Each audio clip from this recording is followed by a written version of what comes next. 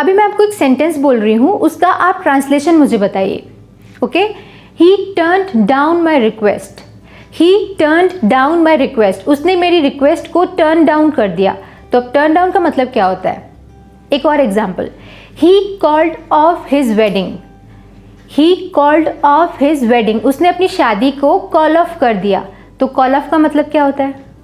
या एक और बताइए, उसने अपनी स्पीच को बहुत अच्छे से कैरी ऑफ किया। वो स्पीच दे रहा था, उसने अपनी स्पीच को बहुत अच्छे से कैरी ऑफ किया। तो कैरी ऑफ का मतलब क्या होता है? तो ये जो मैंने आपको वर्ड्स बताए, call of, turn down, carry off, ये फ्रेजल वर्ब्स हैं।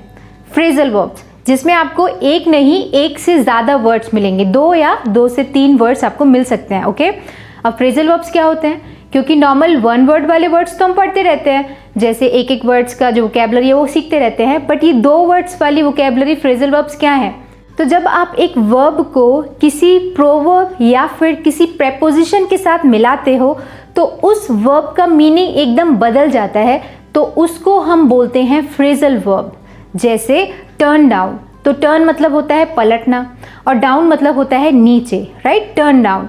बट यहाँ पर जो मैंने आपको सेंटेंस बताया उसमें टर्न डाउन का मतलब होता है निरस्त कर देना, मना कर देना, रिक्वेस्ट को रिजेक्ट कर देना, right. Turn down my request, उसने मेरी रिक्वेस्ट को मना कर दिया। तो टर्न डाउन का मतलब, टर्न और डाउन दोनों अलग अलग मीनिंग साथ में मिले तो टर्न डाउन का मतलब एकदम बदल गया, तो वो एक फ्रेजल वर्ब हुआ।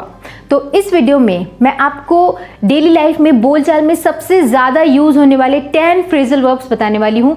मैं कोशिश करूँगी कि उनका मीनिंग मैं आपको बहुत अच्छे से एक्सप्लेन कर पाऊँ। तो अगर आप अपनी वोकैबुलरी इन्हेंस करना चाहते हैं, अपनी लैंग्वेज को इम्प्रूव करना चाहते हैं, तो चलिए वीडियो में मेरे साथ और सीखते हैं 10 phrasal verbs. Okay, let's start the video.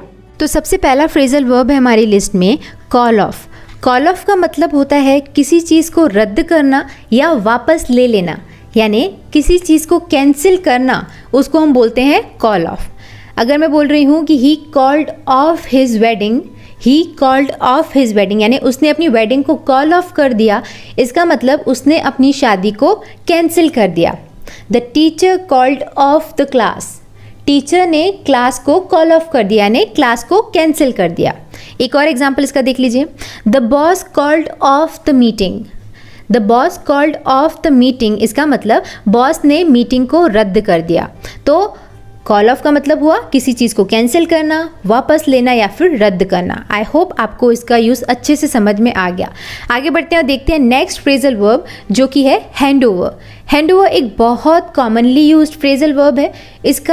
इसको समझना इनफैक्ट बहुत सिंपल है, यानी इसमें कुछ खास नहीं है। जैसे हैंडओवर का मतलब होता है किसी चीज़ को किसी दूसरे व्यक्ति को देना। अपने हाथों से अगर आप किसी चीज़ को दूसरे व्यक्ति को दे रहे हैं तो मैं आपको बोलूँगी कि आपने वो चीज़ उसे हैंडओवर कर दी। जैसे अगर आपके हाथ में कार कीज़ हैं, अगर वो आप मुझे दे रहे हो तो I would say you handed over the car keys to me. आपने उन कार कीज़ को मुझे हैंडओवर कर दिया। इसका इंग्लिश मीनिंग मैंने लिखा हुआ है to give something to someone, किसी चीज़ को किसी दूसरे व्यक्ति को देना। एग्जाम्पल देख लो इसका एक और, she handed over her responsibility to me. She handed over her responsibility to me यानी उसने अपनी जिम्मेदारी मुझे सौंप दी यानी अपने हाथों से या बोलकर, यानी उन्होंने अपनी रिस्पॉन्सिबिलिटी मुझे दी, मुझे हैंड ओवर की। ओके, नेक्स्ट फ्रेजल वर्ब है हमारी लिस्ट में टेक ओवर। हैंड ओवर का मतलब होता है अपने हाथ से अपनी चीज़ किसी को देना, बट टेक ओवर का मतलब होता है ले लेना, यानी किसी चीज़ को अपने अधिकार में ले लेना या फिर कार्यभार संभालना। किसी कंपनी में एक मैनेजर के पद पर दूसरा मैनेजर आए तो हम बोलेंगे कि उस पोस्ट को उन्होंने टेक ओवर किया, यानी अपने अधिकार में ले लिया। To take control of something, किसी चीज़ का कंट्रोल लेना, जबकि हैंड ओवर मतलब होता है किसी चीज़ का कंट्रोल या किसी चीज़ को देना। टेक ओवर मतलब लेना। आई होप आपको समझ में आ गया। एग्जाम्पल देखिए, it's time for someone new to take over. It's time for someone new to take over यानी किसी नए व्यक्ति के कार्यभार संभालने का समय आ गया है। अब ये टाइम आ गया है कि कोई नया व्यक्ति आए और सारे काम को टेक ओवर कर ले। एक और एग्जाम्पल आप कैसे बोल सकते हो कि उन्होंने उस कंपनी को टेक ओवर कर दिया, उन्होंने उस कंपनी को अपने कंट्रोल में ले लिया, उसका कार्यभार संभाल लिया या उसे अधिकार में ले लिया। तो I hope take over's clear.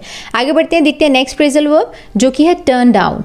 Turn down का मतलब होता है मना करना या अस्वीकार कर देना, यानी किसी चीज़ को अगर आप रिजेक्ट कर रहे हो या रिफ्यूज़ कर रहे हो तो उसका मतलब हुआ टर्न डाउन। जैसे उन्होंने मेरी रिक्वेस्ट को टर्न डाउन कर दिया, उन्होंने मेरी रिक्वेस्ट को मना कर दिया, अस्वीकार कर दिया। ओके, इसका इंग्लिश एग्जाम्पल देखिए, she turned down my request, she turned down my request, उन्होंने मेरे अनुरोध को ठुकरा दिया। तो turn down again is a very very useful phrasal verb जो डेली लाइफ में बहुत यूज़ होता है। आगे बढ़ते हैं, देखते हैं नेक्स्ट फ्रेजल वर्ब जो कि है कैरी ऑफ।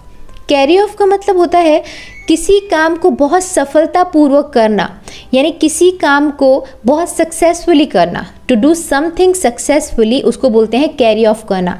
जैसे मैंने आपको स्टार्टिंग में क्या बोला था कि उन्होंने अपनी स्पीच को बहुत अच्छे से कैरी ऑफ किया, यानी उन्होंने अपनी स्पीच को बहुत सक्सेसफुली डिलीवर किया या फिर उसे बहुत अच्छे से बोला। ओके, एक और एग्जाम्पल देख लीजिए इसका, the actor carried off the role very well, the actor carried off the role very well, यानी उस अभिनेता ने इस भूमिका को बहुत बखूबी निभाया, बहुत सक्सेसफुली उसे कैरी ऑफ किया। ओके, तो कैरी ऑफ एक बहुत अच्छा वर्ड है। नेक्स्ट फ्रेजल वर्ब है लुक फॉरवर्ड टू।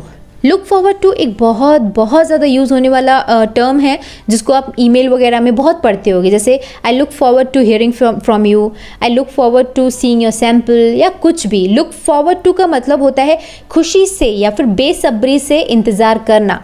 जैसे अगर एक एक्टर की मूवी रिलीज़ होने वाली है जो कि आपका फेवरेट एक्टर है, तो आप बोलोगे I am looking forward to watch his movie, I am looking forward to watch his new movie. तो लुक फॉरवर्ड टू या लुकिंग फॉरवर्ड टू का मतलब होता है किसी चीज़ का बहुत बेसब्री से इंतज़ार करना, अवेट ईगरली। ओके, एग्जाम्पल देखो इसका, I am looking forward to seeing you again, I am looking forward to seeing you again, यानी मैं तुमसे मिलने का या तुमसे दोबारा मिलने का बेसब्री से इंतज़ार कर रहा हूँ। जैसे किसी का प्रोजेक्ट रिलीज़ होने वाला है तो आप बोल सकते हो कि मैं उसको जानने के लिए बहुत ज़्यादा बेसब्री से इंतज़ार कर रहा हूँ कि वो क्या है। I am looking forward to know more about this project. तो लुक फॉरवर्ड टू का मतलब हुआ बहुत बेसब्री से, बिल्कुल इंतज़ार जहाँ ख़त्म ना हो उस खुशी के साथ किसी चीज़ का वेट करना। ओके, आगे बढ़ते हैं, देखते हैं next phrasal verb go on. Go on एक बहुत ज़्यादा यूज़ होता है बोलचाल में, आपने सुना ही होगा व्हाट्स गोइंग ऑन, क्या चल रहा है, या प्लीज़ गो ऑन यानी तुम जारी रखो। तो गो ऑन के दो मतलब होते हैं, पहला होता है किसी चीज़ को जारी रखना या आगे बढ़ना। ओके, अगर मैं बोल रही हूँ गो ऑन यानी तुम जारी रखो, आगे बढ़ो, बोलते जाओ। और इसका दूसरा मतलब होता है होना यानी to happen. What's going on, क्या हो रहा है, होना। ओके, तो इसका एग्जाम्पल बहुत सिंपल लिखा है मैंने, life goes on, life goes on यानी जिंदगी चलती रहती है, जिंदगी जारी रहती है चाहे कुछ भी हो जाए। और इसका दूसरा एग्जाम्पल तो मैंने आपको बता ही दिया, होना का, टू हैपन। जैसे अगर मैं बोल रही हूँ something is going on their यानी वहाँ कुछ हो रहा है, वहाँ कुछ चल रहा है, तो गो ऑन के ऐसे दोनों तरीके से यूज हो सकते हैं।